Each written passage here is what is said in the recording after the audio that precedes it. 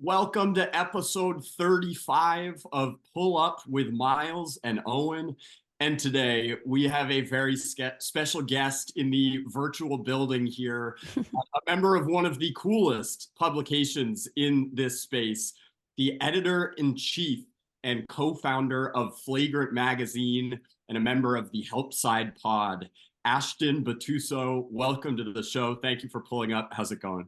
Of course. Thank you for having me. It's going well. I'm excited that it's a day before a day off and we just get to hang tonight on the pod, and then God only knows what I'll get into tonight. Just kidding. It'll be like dinner. Well, Crazy stuff I'm getting up to tonight. the first thing I was going to say was, oh no, we're not going to drop this for a day or two, and it won't be the day before a day off. But then I realized we'll probably drop it on Friday, which is the day before 2 days off. Hell yeah. Okay, It worked cool. out. That Yeah. actually worked out for us. Perfect.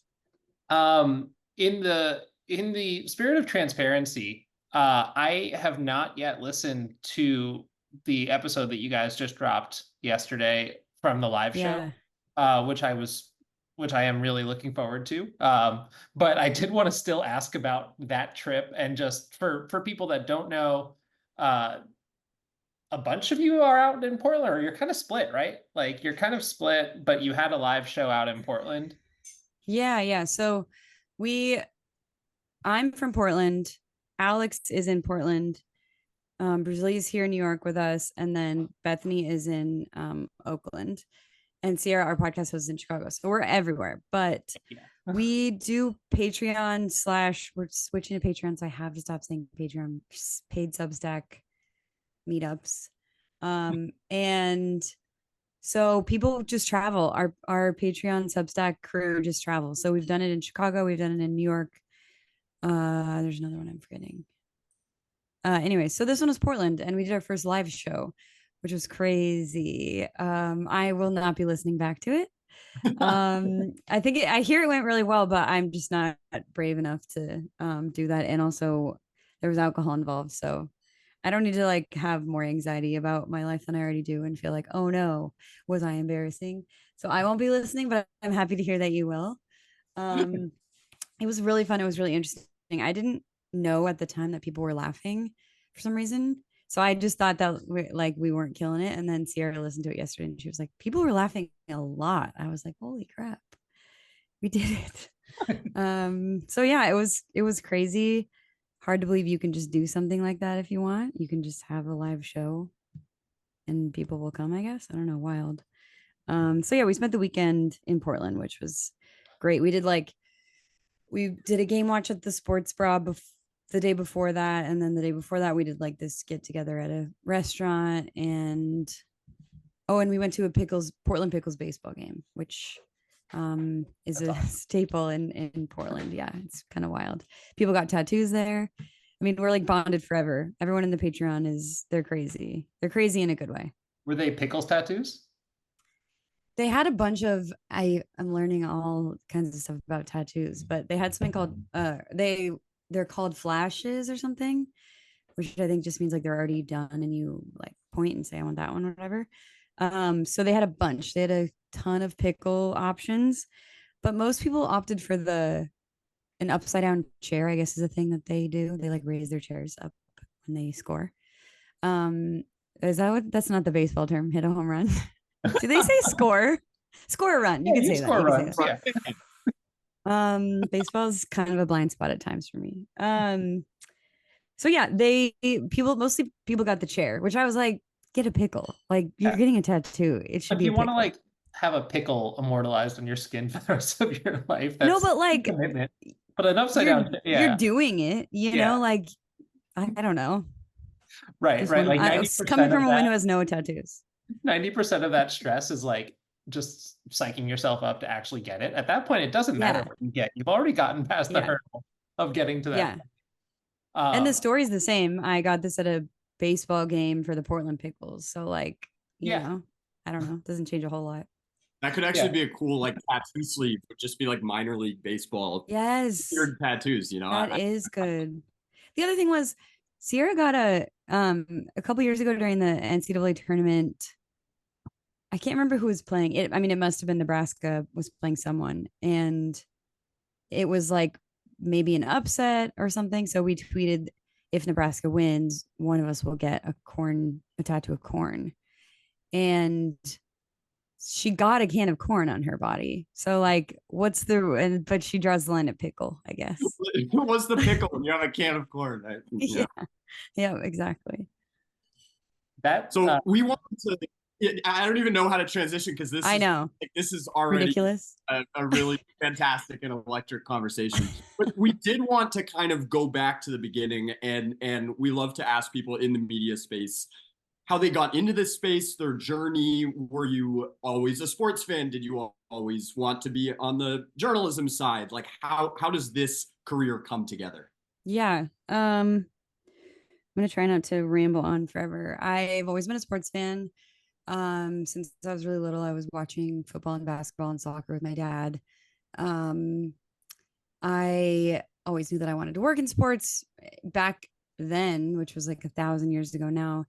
The ultimate dream was like ESPN. So I was like, first I was like, I'm going to be on camera, blah, blah. And then I was kind of like, I don't really have the grind set like that. I'm not going to like go be a sports reporter in like small town Indiana or whatever. So I was like, no, I'm not going to do that. So I was like, okay, I'm going to, next goal is to like be a producer at ESPN, which I think probably could have happened somewhere down the line. Not like, it's not a crazy jump, but that was like the dream as a high schooler. I was like, I'm gonna be a producer at ESPN, whatever. So I got a job at Pac-12 Network.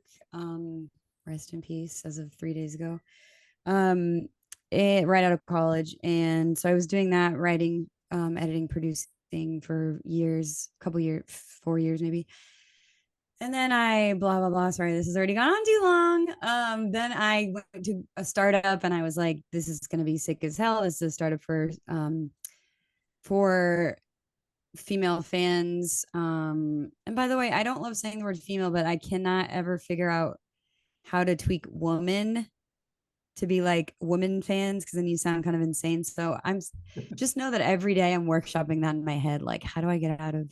So, anyways, this startup was a sports media startup for female fans. Similar, honestly, it was like, I think that the gist even maybe like kind of was like, oh, you guys are like a newsletter explaining sports to women, like same. And we were like, wait, what the hell?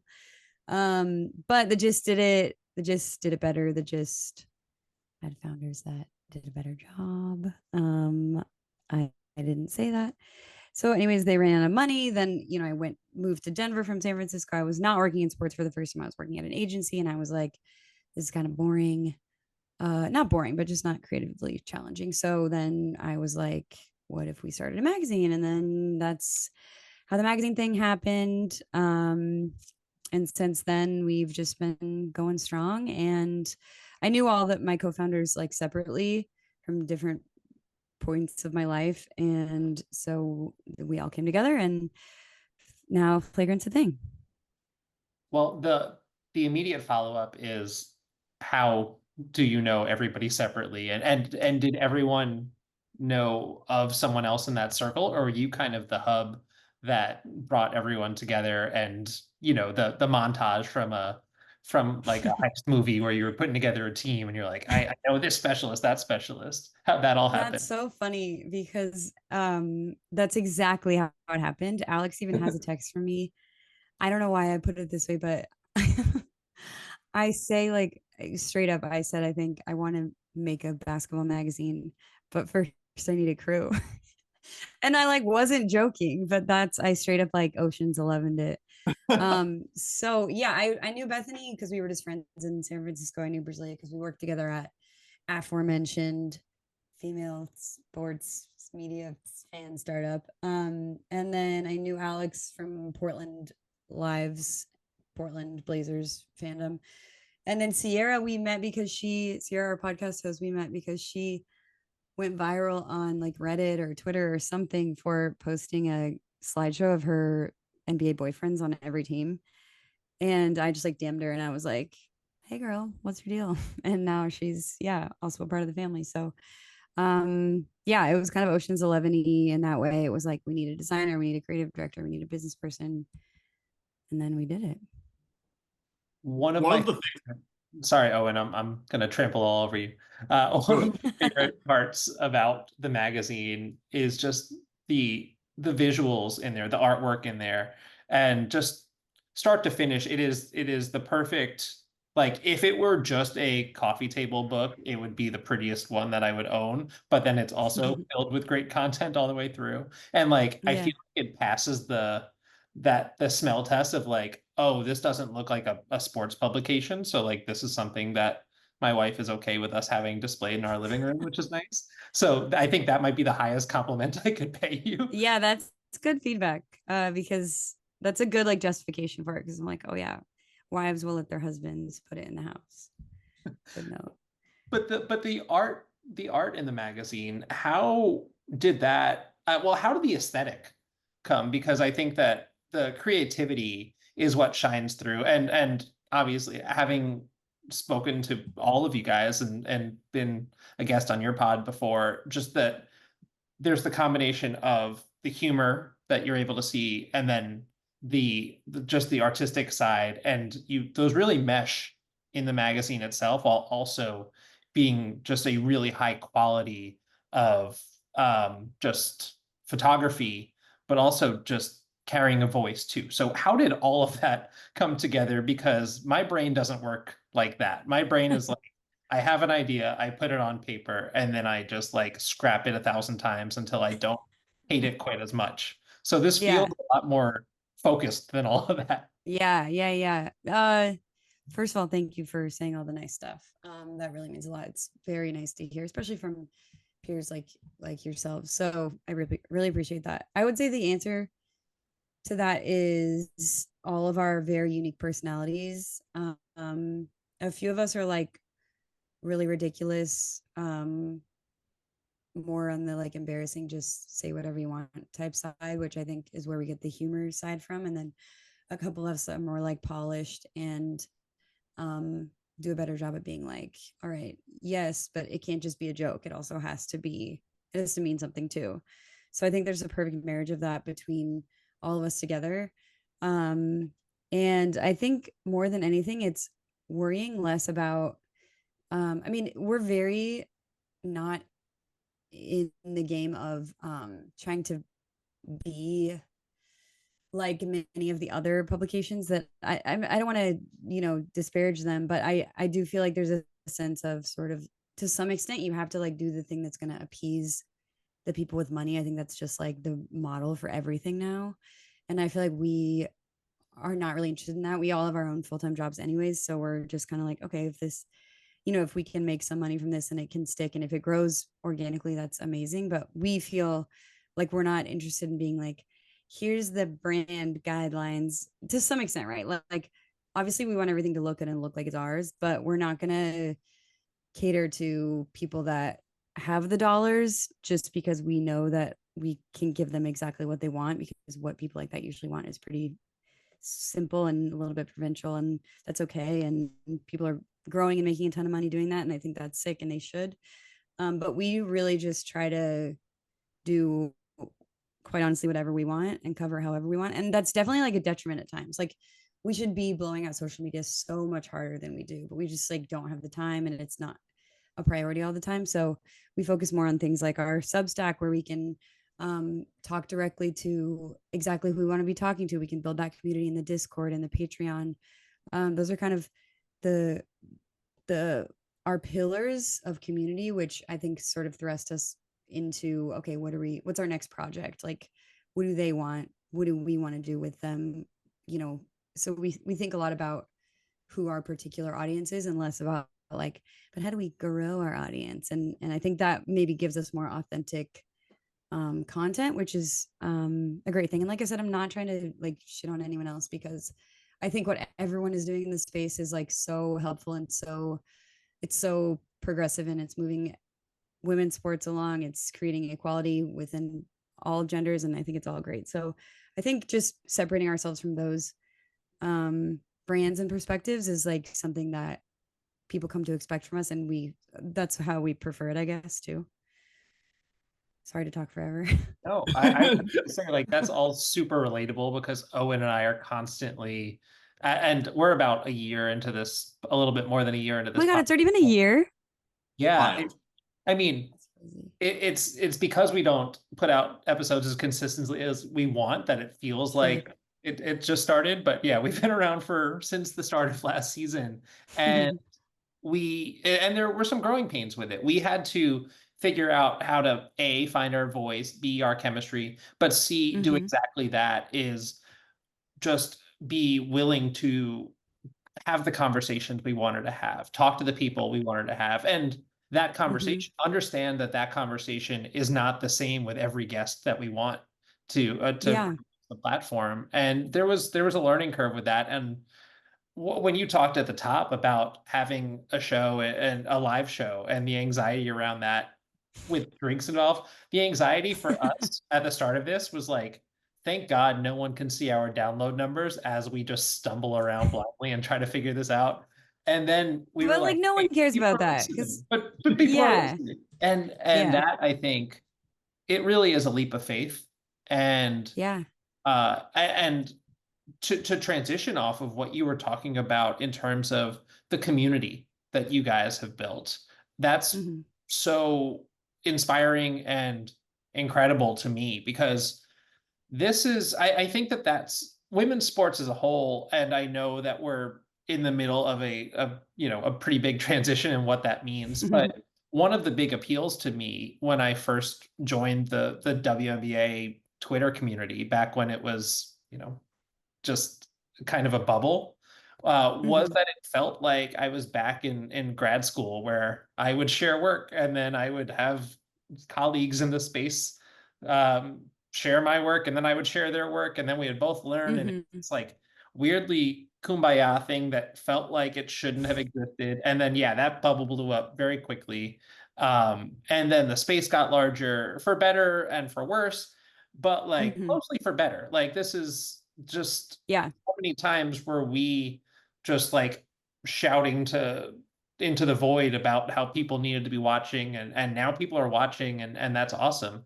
But finding community in this space is different for everyone. And for you guys to kind of carve out your lane and find your people, but just have a constant dialogue with the people that really rock with you, is just such a cool thing. And how, yeah, what were some of the I don't know, the trepidations or the stumbles along the way where you might have been concerned about that, or did it just kind of happen and you just sat back and you were like, wow, this has taken on a life of its own? It's funny because I was sort of a hater in when it was Bethany's idea first to do a Discord, because she is in Discords, I think, and is like activism based Discords. And I was like, nobody wants to hang out with us. Like, what are you talking about? Nobody's like, we're not going to do a Patreon. Who's going to give us money? And I was 100% wrong. I was absolutely wrong. I was not even sort of close. I was like flat out wrong. She was like, I'm going to build it and you're going to see.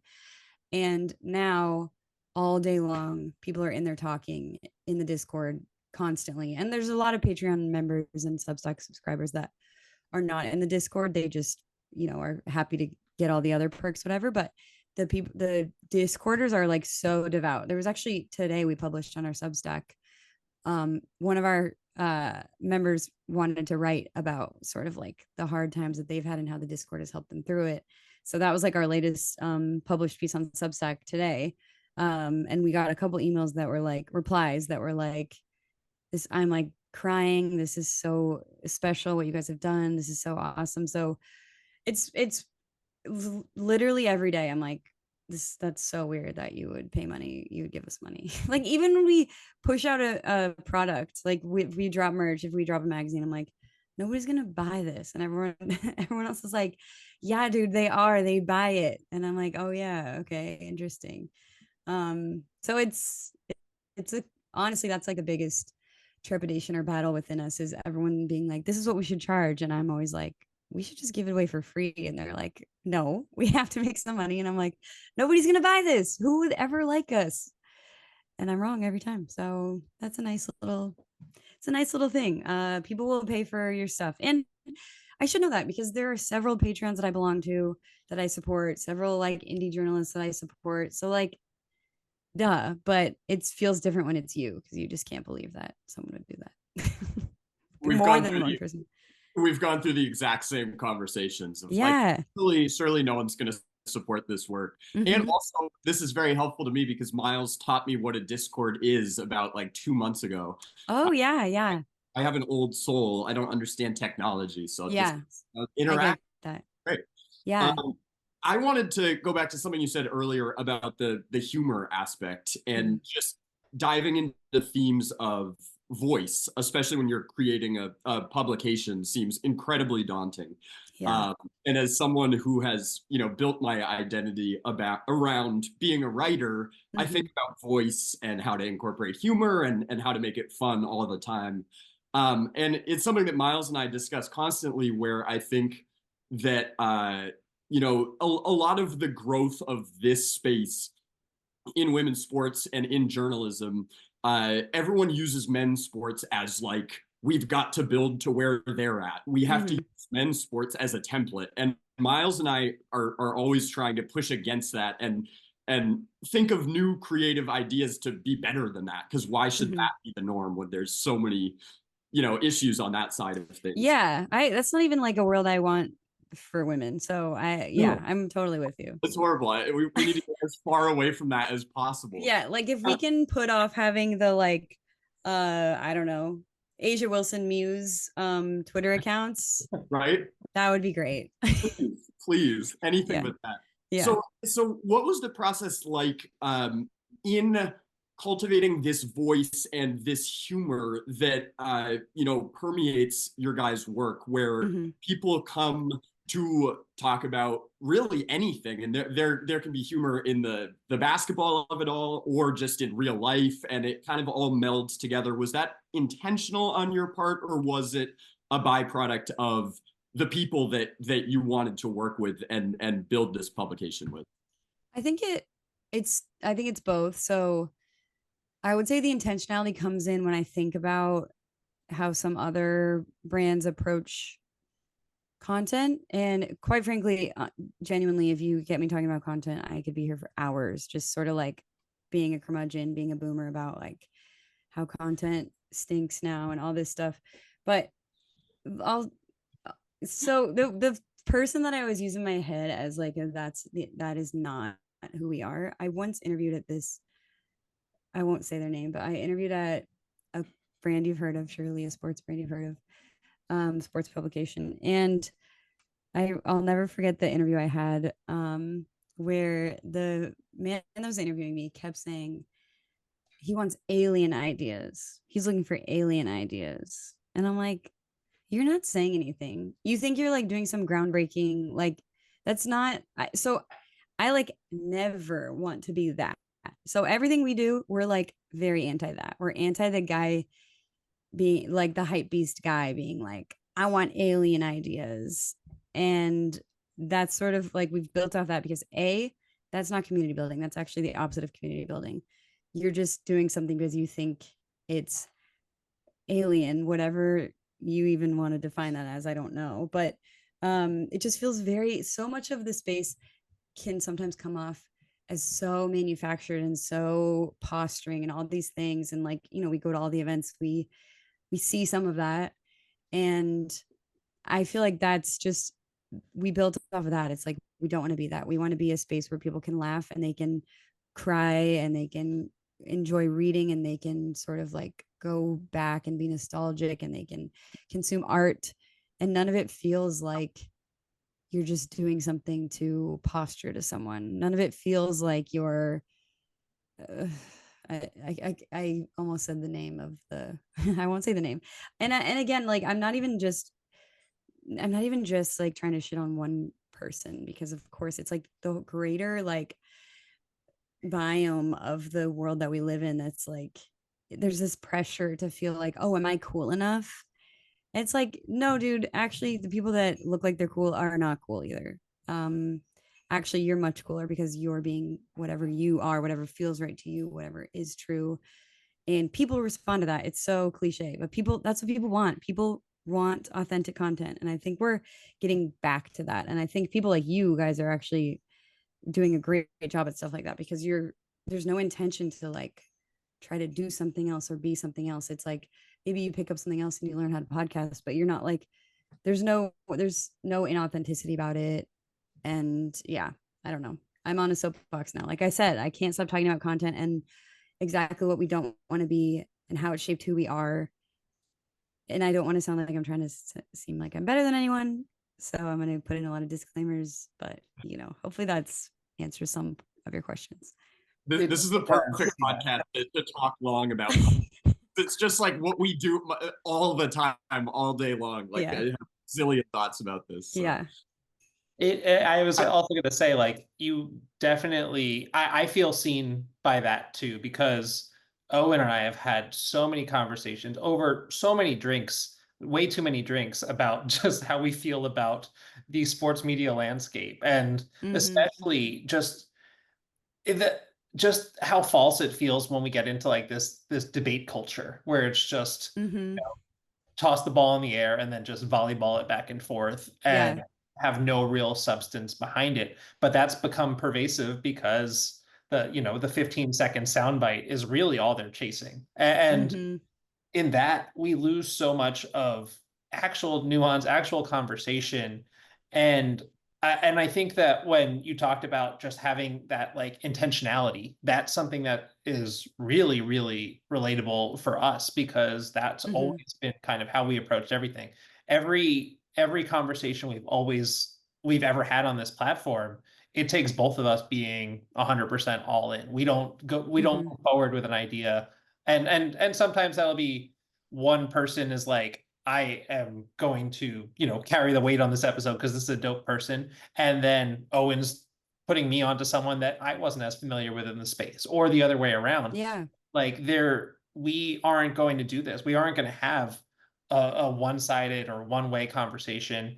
And we're also really discerning about who we want to have those conversations with, because there's so much in this space where there's the clout chasing that goes on sometimes, where it's okay, we can get this person, but then it's not, should we get this person?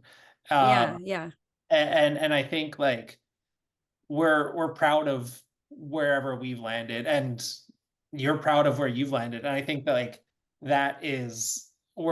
that's a great foundation for everything to come, because that's what's going to stop it from all crumbling beneath us at some point is that we've got that kind of that foundation, that stability. But I wanted to transition us, if that's okay, to your journey into fandom with the WNBA specifically, because first of all, you guys also cover the NBA and the WNBA. Maybe there are 5 of you and that's how you have enough time to do that. But like, I watch the Knicks and I watch every team in the W, and that's the limits of my bandwidth. And there's almost like a sigh of relief when one season ends and another one starts. But I can't imagine actual coverage on, what is that, 42 teams or something like that. But yeah, sorry, just the W side. How did you get into your WNBA journey? I got into it because I went to Oregon State, and when I was there, we had a really good team that made it to the Final Four. Actually, that might have been the year after. I don't remember. Some of them were there when I was there. So we had a really good team when I was there. So I started watching women's basketball then. And then when I was at the Pac-12, obviously, like, it carried over. I actually like directed a Kelsey Plum shoot what year was that? She was at Washington, obviously, and that was like probably 2014, 2015. So anyways, I've always been, not always, but for the past years and years, I've been a big Pac-12 watcher, which again is it's not great for me right now. And so as I watched those players transition to the W, I started paying attention to the W, which I think is like a big motivator for a lot of people, because in the W, players are, I don't know why this is, but in the NBA, you have like a team, it seems like, for the most part. In the W, it's like, I have these players and I'll like go wherever they need me to go I don't know why that is. I mean, maybe because they're more interesting. So yeah, it's such a players league, and I care so much more about the actual players than I do in the NBA. The NBA at this point is rough for me. I'm like, this year was like, I'm like, did I watch barely any games? Yep. I was happy when that season ended for sure.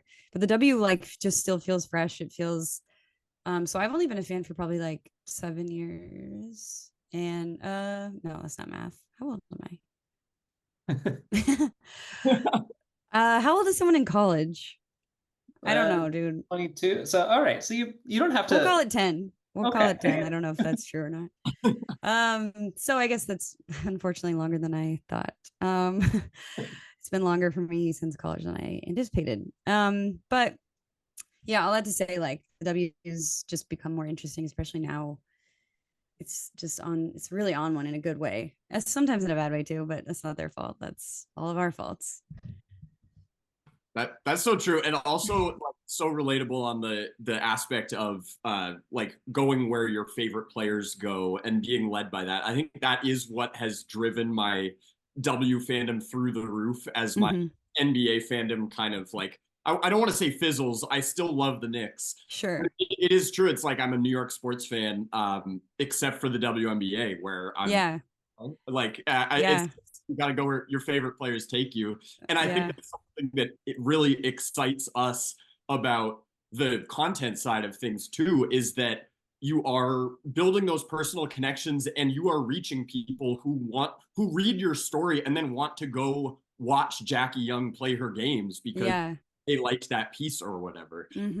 And I think that's something that is underrated and is really fueling like such a massive rise that we're seeing right now. Yeah, that's a really good point. I hadn't really thought of it that sentimentally in a good way. That like, yeah, you're actually inspiring people to, I always think like, oh yeah, we've helped, grow the game in whatever way. You guys have helped grow the game in whatever way. But I haven't thought about like, well, actually they read a specific piece and then they're like, oh, what's this person up to? And that actually helps. Yeah, that's really nice to think about like that. And I think it's also, that goes back to just how much more accessible these players are too. And that's to media on one hand, but also to fans. And eventually, like there are times, and we see it with some players now where they are not required to be role models. They're not required to engage, but that for so long, women's sports athletes have had to be like all of us in media. Oh my God. On social media and making sure that they're booking their own appearances and their own deals and everything. So they were forced to be, jack of all trades with everything, and we're forced to be polished and friendly in a way that those expectations are never set on the men's side. So I think like there's that aspect as well, because there are just so many players that are just online all the time. We're all online all the time. So I'm saying that without judgment, but I'm saying that as a way that like, I think that makes them feel more human, more relatable. And we can help in whatever small way. And sometimes it's sharing their stories and their narratives. Sometimes it's digging into the X's and O's and just showcasing how they're doing some stuff. There are so many ways or interests off the court, things like that, that there's just so much that's unknown because nobody was asking these questions before. And then when you actually have those questions asked, I feel like in the NBA, for example, the distance you have from these athletes is so significant that it just doesn't feel like they are living the same lives, that they're just kind of in another tax bracket that's too far away from us to be related. And they let that be known, sort of, and you're like, okay, cool. They're like not afraid to be like, yeah, no. You're like, there's nothing relatable about James Harden gifting little baby like $100,000 in cash. So like, okay, cool. I you live on a different planet. Good to know. And that's, I'm happy for that. Every time they sign a big deal, and I'm like, cool, it's millionaires taking money from billionaires. Like that's better, but And I want that trickle down to reach the W, and hopefully it will, or at least hopefully they'll have a little bit more distance from us at their next contract because they'll be getting paid a lot more. Yeah. But just in terms of where we are right now, there is that kind of like access that you don't necessarily get otherwise. Have you Yeah. have you had moments with players where, whether it's on a shoot or an interview or something like that, um, were you ever just taken aback by just like, wow, you are, exactly like me or a couple of years younger than me, and Yeah. figuring out, I remember going through the same kind of stuff. Yeah. Yeah. I mean, I feel like every time I talk to someone, I'm like, I mean, I love, probably my favorite thing about all the work I've ever done in my life is being able to interview people, because I really like asking people questions, hearing them, hearing what they have to say, watching it back. Like, I love features.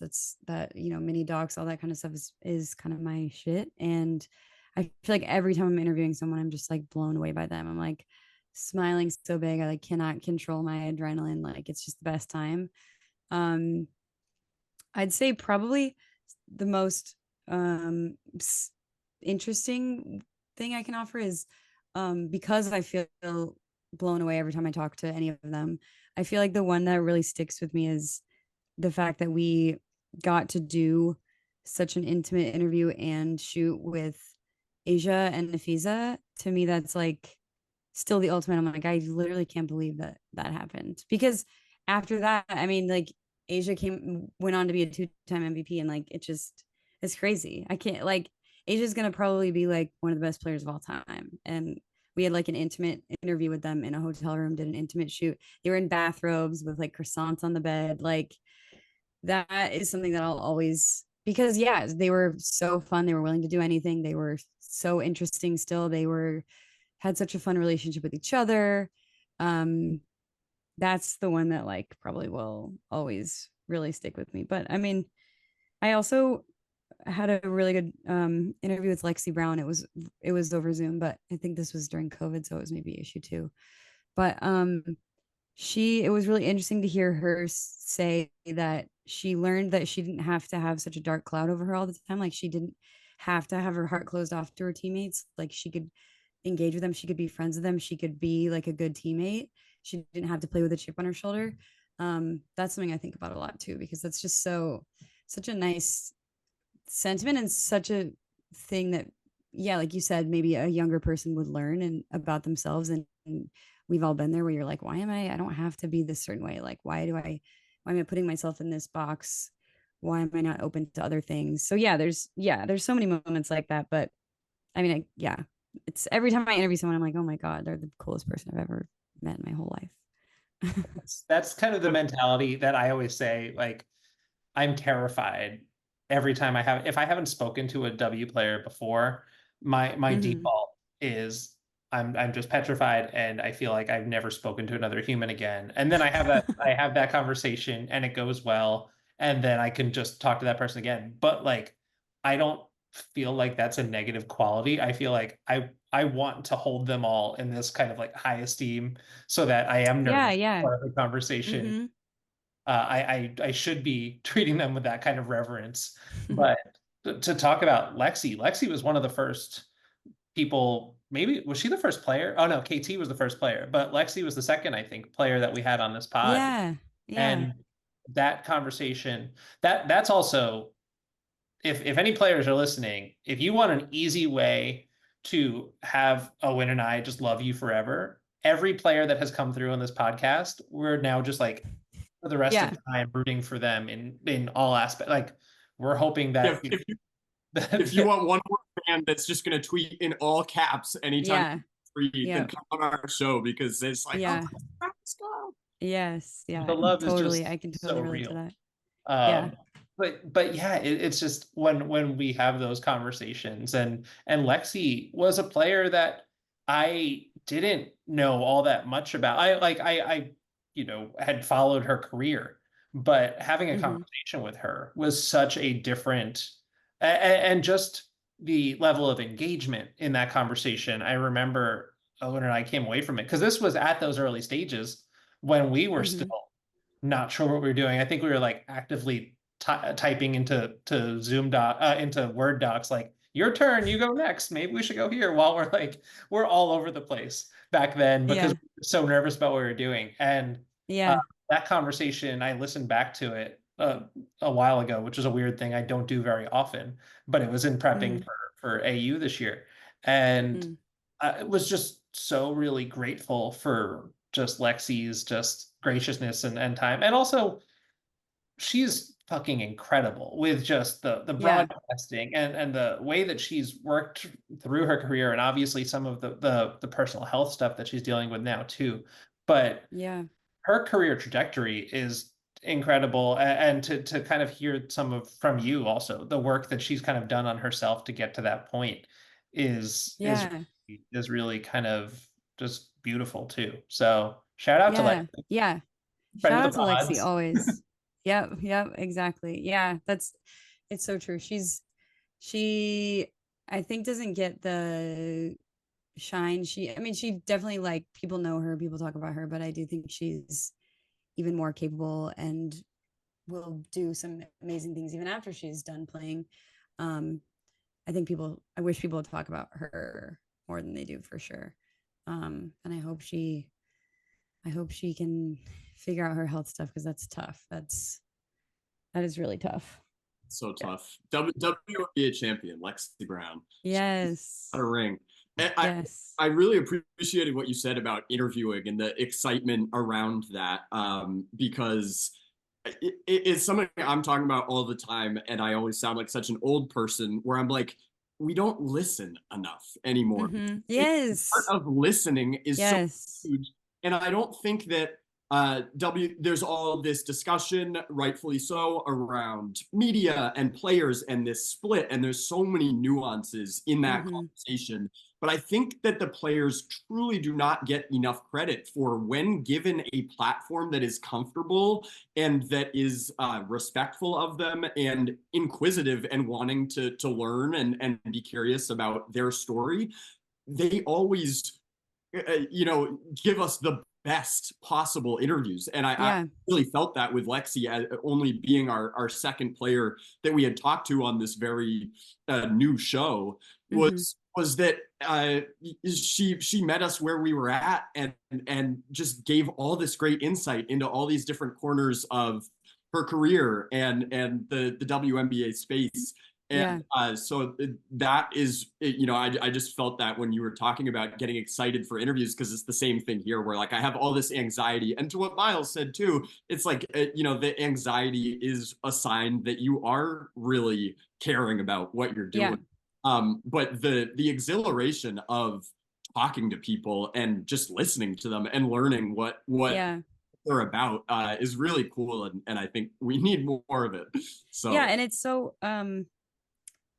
so the reason I love being able to do it. We've done several Q&As, like in each issue we usually do a Q&A, and I interviewed Sydney Colson for the last one, or I don't know, I can't remember which issue is which, but it's so obviously she's like the prime example to be able to do this with, but it's so fun to sort of see where those things take you. You have your questions, of course, but it's so interesting to veer off from your questions because of something they said, and like, oh, actually, can we dig into that a little bit? Because like, whoa, that's whatever you just said is so interesting, and I did not know this was going to go there. It's like so what's the feeling? It's such a rush to sort of uncover even the smallest little detail that you're like, I did not know that about you, and no one maybe knew that about you. Like, talk to me more about that. So I don't even like know what I was gonna say, but I'm just talking about how much I love interviewing now. That's something we can all share. I think I'm trying to think of if there's a transition here, but I don't think there is. So I'm just gonna power through. We don't want to hold you forever. You're supposed to just say, well, speaking of that, and then you just go on to the completely opposite thing. Speaking of losing our train of thought, let's jump to the WNBA All-Star game. So in the spirit of positivity, which I think is kind of how we all approach this space, because there are so many people. It's an active choice of mine, and I know that Owen's kind of in the similar place, and I don't want to put you there, but I feel like I know that you're also here. But there are enough people that are out there just stirring shit up and for the sake of just like creating discourse. And and there's never enough on the positive side. So we just found out the All-Star selections that are going to take on Team USA. And just from the list of players, I don't know, I can filibuster if you don't have it in front of you, or if you don't have anyone that comes to mind. That's true. I guess I should pull it up, but I am aware of the selections, but yeah, good call. I just wanted to ask you if there's one player that's going to be on this team competing in a couple of weeks in Phoenix in 115-degree heat that you want to show love and appreciation to, because either they don't get talked about enough, or even if they get talked about a bunch, they could always be talked about more, and just one player that you want to show a little bit of love to. I think it would be De'Erica, because I don't know what happened. Well, maybe never know what happened.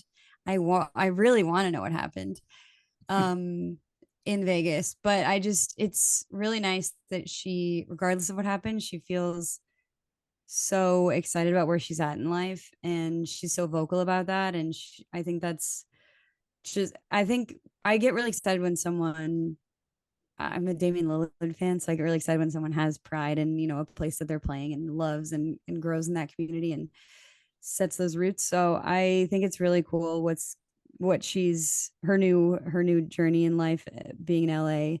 And then I also think it's fun that she's oh my God, what's the other event called? 3x3. She's doing the 3x3. Yeah. So I think it'll just be like a fun little De'Erica summer, and I'm excited for that. I will say I was surprised that Aaliyah made it, and I was surprised that there's one other. Oh, I have the roster. I pulled it up. Brianna Jones and Aaliyah. I was like, whoa, that's crazy. And no, Ezzy.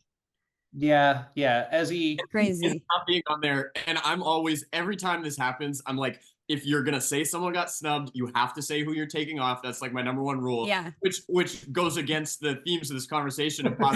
I know. I had to take it negative. But I'm gonna use my one pass to be like, man, Izzy is playing so well. She really deserves. She deserves the love. Yeah, and I would say probably Aaliyah doesn't, which is, everyone loves Aaliyah. She's the best, but I don't know. It's hard to.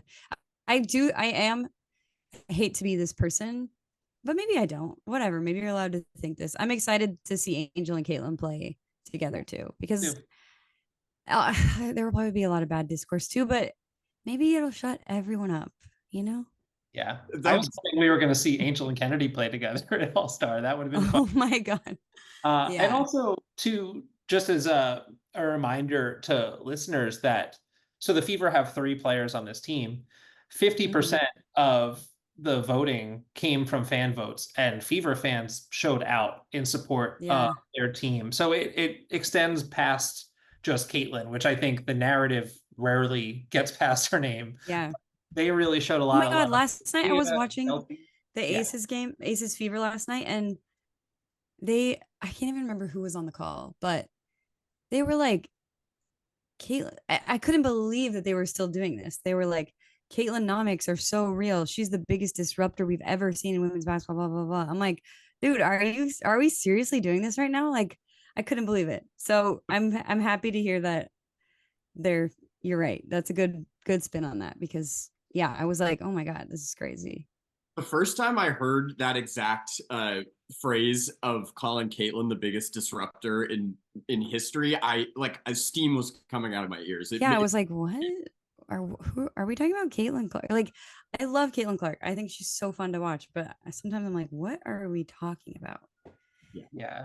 Well, I think that's where the narratives get to me the most, where it's people that are, it's very much like Columbus, discovering America, where all these people come in, they're like, WNBA is here. Caitlin Clark, look at what she built. And it's like, no, this has been here. This exists. And more of you are here now. But yeah, you just Yeah. planted your flag somewhere that already there were people there already. Yeah. Yeah. I think that's where the frustration. And again, nothing to do with Caitlin herself. And she's been hooping. She's a deserving All-Star. Sure. Bill's a deserving All-Star, and getting both of them as rookies is Yeah. awesome. This game is Yeah. also going to be so much fun because there's enough spice here. There are a couple of players that Mm-hmm. have arguments that they could have been on Team USA that are then on the other side. The last time Yeah. had True. the last time we had this format was 2021 for the Olympics, Yeah. and Enrique went off because she felt snubbed and she won the MVP in that game. So and had over 30 That's points. right. So I I feel forgot like that this was the same there's juice. circumstance. Yeah, there's juice. Yeah. What do you guys think about Kelsey Mitchell being on the team? Honest. I love it. I love it because I think Kelsey, I think that she has caught a lot of flack for, not for every time, and Aaliyah's caught a lot of this too, and Melissa, everyone on the team, for the moments when anybody besides Caitlin has the ball in their hands, like they're like, oh, here's her turn, Caitlin's turnovers, and then it shows them like dropping passes, and you're like, shut the fuck up. Kelsey in this last month. Also, the Fever. Shout out to the Fever who went 7-4 in their 11 games in the month of June after that really tough stretch to start. But the huge reason behind that was Kelsey. She's leading the team in scoring now, and she's come on strong. And she is, and also having had the privilege of talking to her a couple of times at AU and seeing her up close, because at Barclays, I don't get to sit courtside like I get to at Athletes Unlimited. So getting to see Kelsey Mitchell up close has just been like, oh, she is different. She is quick. Her shot, the way that she gets to her spots and is able to pull up on a dime. I think like outside of Courtney Williams, she might be my favorite player from the guard position to kind of watch in the open court like that, in terms of just the way that she navigates and is constantly just driving all of the action. So I was really happy for Kelsey, and it's also been a tough year for her. And having lost her dad right around the start of the season, I think that this means a little bit more for her. But in this game, we're just going to have all of the top NCAA scorers ever. So like there's that too. True. So that's pretty fun. And I love it for Kelsey. Yeah. Yeah, I was happy to see her make it too. I think like the basketball side of me, she might have been the person that I would have bumped Ezzy for. But again, in the spirit of this conversation, and we were lucky enough to have you can hate, you can on be the a hater. podcast. I gotta show love because Myles is so right. Like I think that one of the nastiest parts of this season was that first few weeks where the Fever were scuffling and none of us knew or could have anticipated, or maybe we could have anticipated, but we didn't know the depths to which it was going to get so horrible for some of these players online. Yeah. And so their schedule was insane, like just ludicrous. Yeah. It evened out. It's just, I'm happy that things have stabilized in this way. Seeing Aaliyah just absolutely killing it now. Yeah. Really happy. And so Kelsey, same thing, where I'm just like, you deserve this so much. You have been on the Fever for your entire career and gone through multiple iterations of rebuild and another rebuild, and this didn't work out. And she just has the best attitude about it, and is, as Myles said, so fun to watch. So shout out. Yeah, I also, while you were talking about that, I was also thinking Erica Wheeler as a player that is just like embraced all of the chaos that comes with Caitlin Clark. Yeah. Where he very quickly was like, whatever role you need me in, I'm going to make sure that I'm on that private jet. I'm going to make sure that I am enjoying all of this. And it's just like, these athletes deserve. So obviously I can understand the like competitive balance conversations we had early in the season when charters came out at different times. But that first video of Erica walking through the plane and just like talking to everyone on there, for the vets who have really embraced this, as aside from what you might have heard, who have really embraced this growth of the W. It's just been kind of beautiful. And to the point, I feel like she's even the next level up of what Owen was talking about with Kelsey, of just someone who's just like, yeah, I am here for all of the exposure. I'm here for all of the conversation. Yeah. You are not going to dim my light at all, because I've deserved this for a long time. I don't care how it got here, but I am going to make sure I Yeah. handle it. Because so many of these players didn't know that this would happen in their career. Yeah. Stewie, we always give her so much credit for saying, like, I'm not trying to build a better WNBA tomorrow. I'm trying to build one today because I'm in my prime and I deserve. And that's something that, like, has not even been a possible conversation to have. And now we're having it. And now we're having the some things grew. It went through a growth spurt where now there are going to be those growing pains because it happened too quickly. But I think that's a better place to be than just, spitting valuations and saying, Yeah. dollars are going to come one day. Dollars are Yeah. here. Totally. Absolutely. 100%. And I told that line Ashtyn, between positivity and negativity. I was trying my best. You're good at that. I'm not as good at that. You're good at that. you nailed it. Well, this has been such a wonderful conversation. I feel like we could record for like 3 more hours. Yeah. I have some other stuff I wanted to get into, but you two have like lives and dinner plans or something. I don't know. That's weird to me as I prepare to sit on my couch and watch the WNBA. Hey, that sounds nice too. Yeah, but this has been so fun. Thank you so much for joining us. Anytime. Where can people find you? Any parting thoughts? What do you got? I think I've talked enough, so I don't think I need to give any parting thoughts, but you can follow Flagrant on socials, at Flagrant Mag on everything.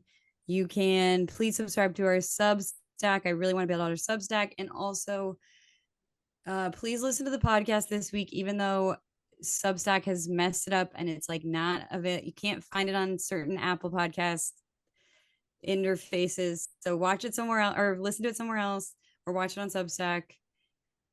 I'm so sorry that Apple podcast shit has been fucked, but listen to the pod, subscribe to the Substack, do all the stuff. And we thank you and we love you. And thank you guys for having me on. This was so fun. I'd come on like 100 million times again for a million hours. So I really appreciate you guys.